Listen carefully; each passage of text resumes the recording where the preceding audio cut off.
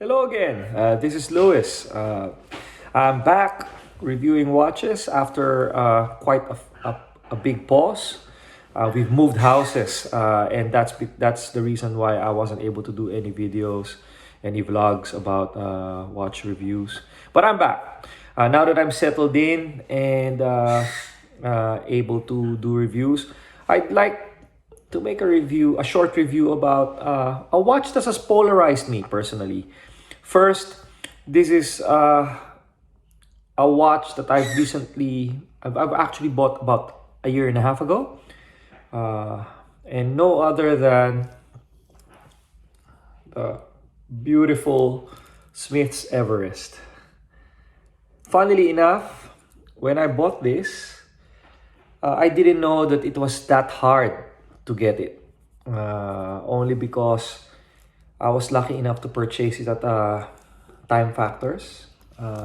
It's anyone who has it knows that it's only limited for a certain amount of time, and then it gets sold out. So I believe I bought it for something like 340 Australian pounds. Oh, sorry, sterling pounds.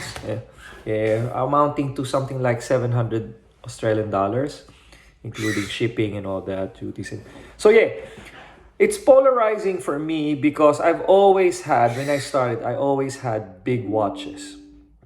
When I say big watches, it's 40, 42, even up to 45, 46. It's only recently that since I cannot get the Rolex Explorer 39 because first, it's too expensive. Second, it's not available anyway, even if I have the money, which I don't have both. I don't have the access and I don't have the money. So I researched and then I found out that Sir Edmund Hillary, when he reached the apex of Mount Everest, that he's actually carrying two watches. I really didn't know that. 2 years ago, I found that out. And that's the British manufacturer Smiths. Both Sir Edmund Hillary was carrying both the Rolex Explorer. At that time, it wasn't even an Explorer yet. It's a Rolex prototype of the Explorer, which they eventually had named Explorer because of the feat of reaching the peak of Everest, Sir Edmund Hillary. And Smiths also gave Sir Edmund Hillary a Smiths watch. At that time, it doesn't look like anything like the Smiths Everest. Funny enough, Smiths Everest has provided a homage for the Rolex Explorer, but they're actually equal because they both reached it at the same time. Now, I'm not gonna go through the trivial attributes of which is better, we already know that Rolex, to the victor goes the spoils, and the victor tells a better story. Smiths, after around the 1960s or 70s, you have to fact check the time, but they eventually, through changing times, they weren't able to market the Smiths brand, and it very successfully, and it declined. To the point where it was bought by Time Factor's owner. I forgot the name. I think Edwin. Anyway, Time Factors owns them now, the rights, and now they're producing these watches. So these watches are, I believe this is a Miyota 9039 already. It's some details. All right.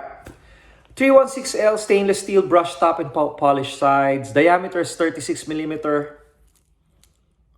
Okay, see, 36 millimeter. Lug to lug height is 43.5. 11.3 millimeter to the top of the high dome sapphire crystal. Lug spacing is 20 millimeter. I love it. I just love the way it looks. Okay, see that? Anti-magnetic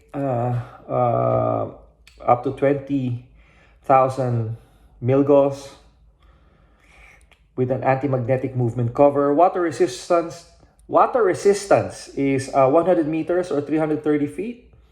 140 grams. And screw back crown with the Smiths. Okay, black satin back. This one that I have got the Everest at 6 o'clock. That's slightly darker. I really need to get a better camera, but yeah, it's got the Everest there at 6 o'clock. I really like it. At first, I wasn't comfortable. By the way, watch I'm wearing is the Bulova Lunar Pilot. No date. Still the 45. As you can see, 45 fits me anyway. So yeah, okay. A bit of a smorgasbord there. So let's remove it. Put it on wrist. So if you can see, from 45 to 36, I really don't mind now. For me, it just disappears in your wrist. It's so comfortable. This, by the way, is the new clasp. I've got the old one. I bought this new bracelet about 6 months ago. I bought it secondhand. It was actually almost new, but now because I'm using it for work, it's got about battle scars and battle scratches. I love it. Oyster type.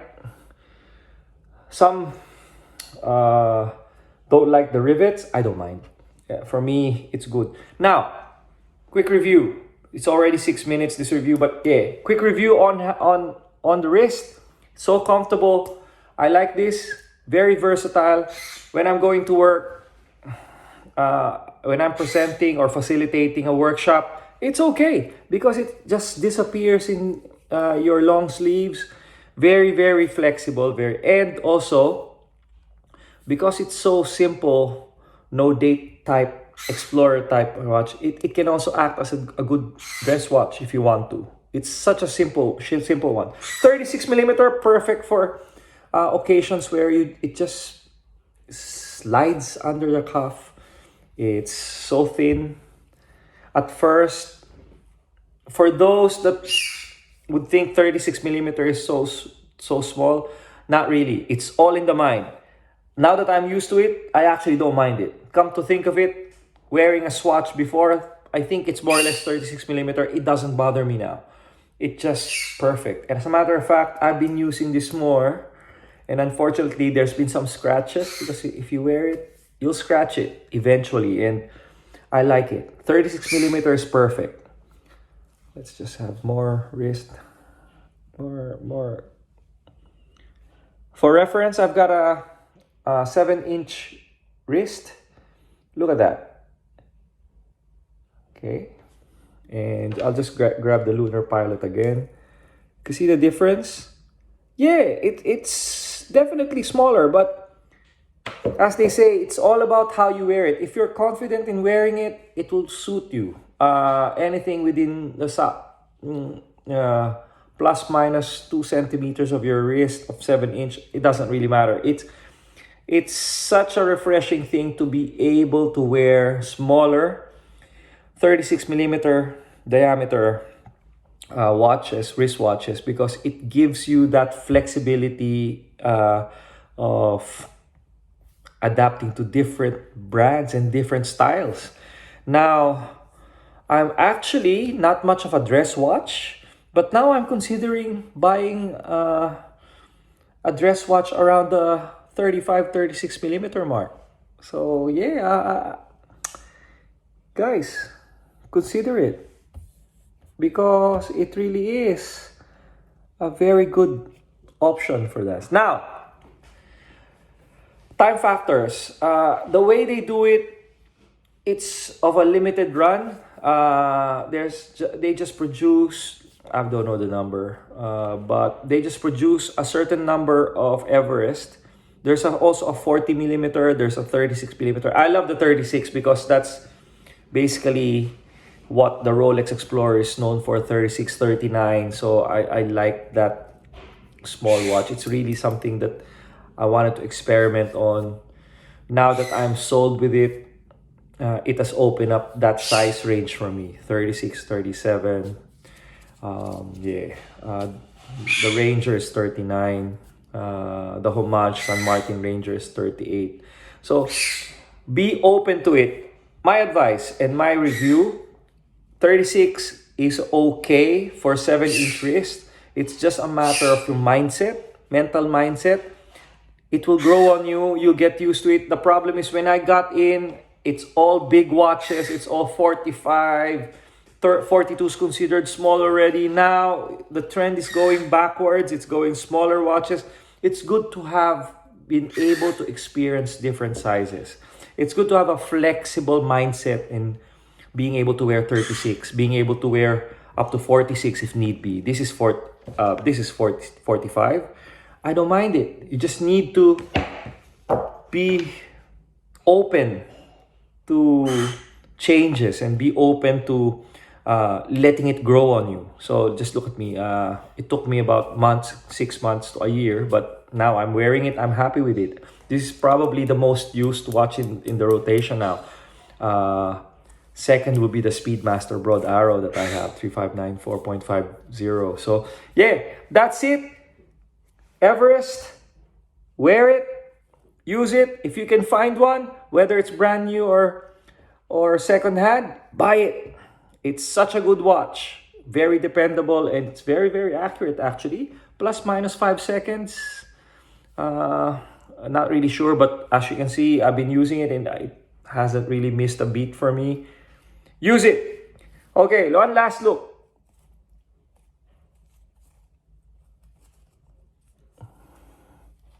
That's it. That's Everest 36mm by Time Factors. Okay, see you guys. Thank you. Jet, say bye-bye. Bye, Jet. Say bye-bye. Okay. See you again soon. My next review will be about my latest purchase, a G-Shock. A G-Shock that I really wanted to buy again. But before that, bye for now. Everest, recommended. Bye.